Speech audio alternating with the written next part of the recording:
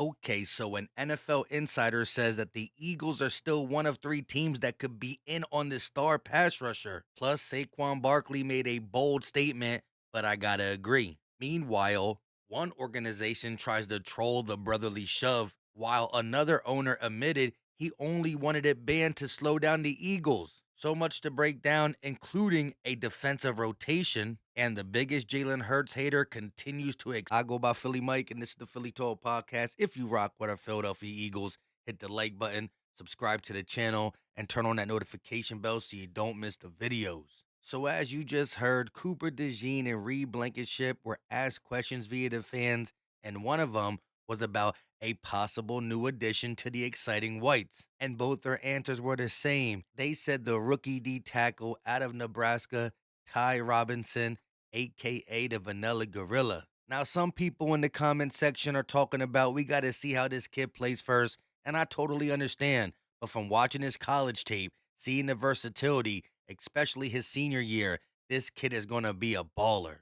As for Reed Blankenship not being able to spell gorilla, who am I to judge? Y'all get on me for my mispronunciation all the time. It is what it is. On that note, I am interested to see what the rotation looks like behind Jalen Carter. We know Jordan Davis, Moro Ajomo, and Ty Robinson will all get PT. Shoot, we probably see playing time from a fourth guy too, as we did last year. Thomas Booker had like 120 or 130 snaps. But back to the curiosity I have on the three behind Jalen Carter is what the snap count looks like. How close are they? Because behind Milton Williams, 500 plus snaps, both Jordan Davis and Moro Ojomo had 388 each. So to fill the role of 500 missing snaps, if you give 150 more to Jordan Davis, 150 more to Moro Ojomo, that still leaves about 200 to 250 snaps for the rookie Ty Robinson. Now, of course, positioning and what guys do best is what we'll figure out for the D tackle rotation during OTAs, but more importantly, training camp. Plus, some of these guys will be playing in the preseason. So by the time September 4th comes out, Vic Fangio will know what the rotation kind of looks like, little by little, just like it did last year. Mora Jomo didn't play much in the beginning, but got more snaps as it went on. And I think that's going to be the same thing for Ty Robinson.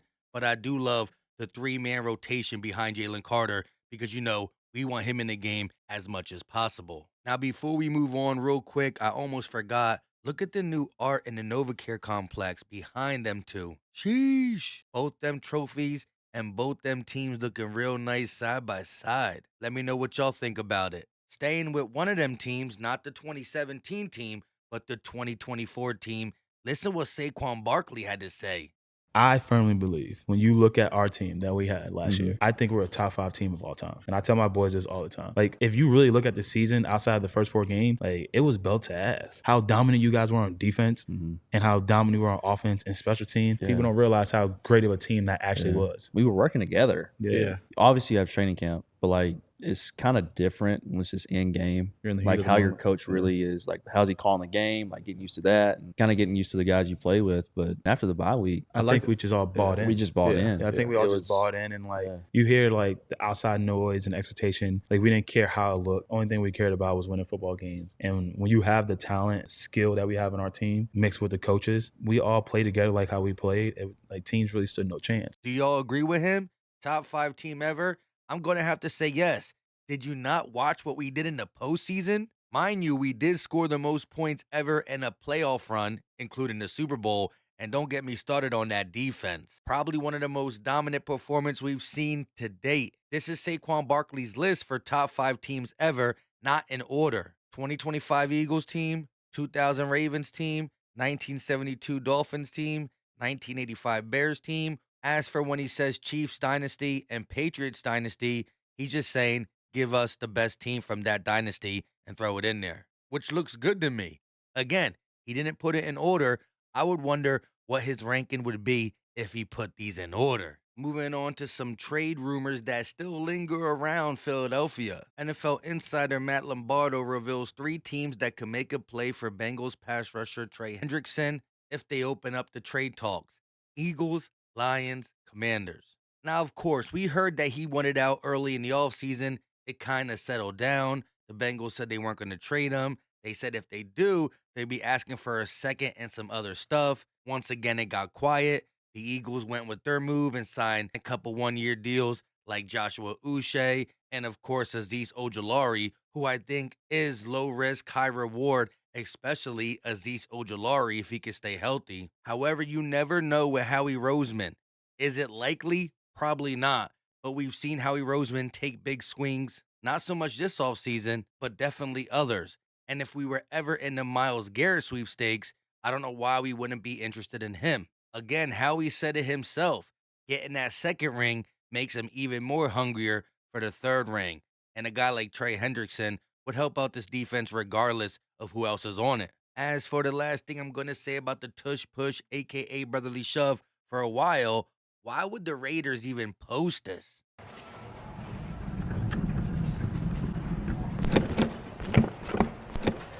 Can I get some help? Here we go. Turn, what's up? There we go. Woo! Easy money. Easy money. Hey, thanks, Yeah, guys. hell yeah. That's what I'm talking about. Here we go. They were one of the 22 teams that voted to ban it, and they posted this during the schedule release, but they retweeted it to be funny. Knock it off. For as much as I hate Jerry Jones and the Cowboys, he was the only one that kept it funky. And here we are, the world champion. Is the main focus of the Tush Push. And here we are debating it and having to decide whether am I really against the Tush Push or just don't want Philadelphia to have it? And I sit there and fight that too. And Which one do you think it is? when they're making presentations. Which one is it for you? I don't know. I flip-flop. You heard him. He said the world champs were the main discussing simply because they run it the best, and he was flip-flopping. Does he want to ban it because he don't like it, or does he want to take it from the Eagles? At least he kept it 100. Flipping things over to some offensive line love. Just the other day, it was announced that the NFL is introducing a new annual award, Protector of the Year, which will honor the league's top offensive linemen. I absolutely love it. Here in Philadelphia, we appreciate our offensive linemen, but I think around the league, offensive linemen go overlooked. You need a good O-line, whether it's a tackle, guard, center. They all should be fighting to see who the best protector is. I love that idea. And guess what? We got a lot of candidates for the Protector of the Year. But if you had to pick the Protector of the Year just on the Eagles offensive line, who would you pick? Let me know in the comment section. It is tough, but I think I have to go pave the lane. Staying with the offensive line, but talking about the coach, Eagles' highly regarded offensive line coach / run game coordinator, Jeff Stoutland, is again a finalist for Pro Football Writers of America Paul Dr. Zimmerman Award, which is a lifetime achievement honor for those who have had a long-term success as an assistant coach at the NFL level. Now, I said staying with the O-line. This award doesn't go to the best offensive line coach. It goes to the best assistant coach, no matter what position you coach. But as we say in Philadelphia, there is no positional coach and or assistant coach better than Jeff Stoutland. He is set to enter his 13th season with the Philadelphia Eagles and his 43rd as a pro or college coach in 2025. This man gotta win the award. Lastly, let's talk about Chris Sims, who's back hating on Jalen Hurts. He was on Colin Hurd's show, and I believe Colin was showing some respect to Jalen Hurts. I think he had him in the second tier around number 5. Although if he's number 5, he should still be in tier 1. Anyways, Chris Sims talks about putting CJ Stroud ahead of Jalen Hurts and says this: we have a little bit of revisionist history here. He won the Super Bowl and everybody just forgot about the 10 weeks before that. Really, bro? Forget the Super Bowl. Let's go back to the regular season. That's how winners think. No, and he wasn't bad 10 weeks. He then said, and I quote, his top receiver said, what's wrong with the team? The passing game. How can you now be one of the best quarterbacks in the game? Again, cherry picking.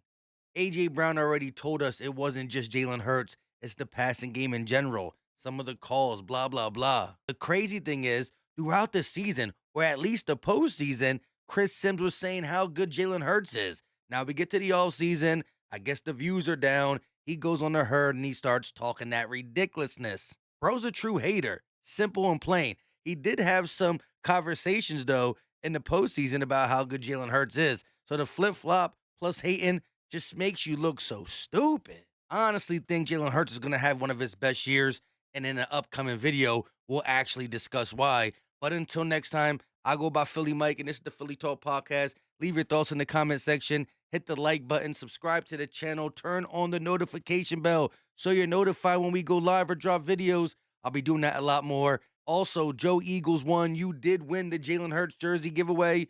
Let me know in the comment section. Hit me up on Twitter, something. You got about 4 or 5 days to claim it before we redraw. I will put it in the community post as well. But until next time, you know what time it is. Muscle up, Philly strong. We out.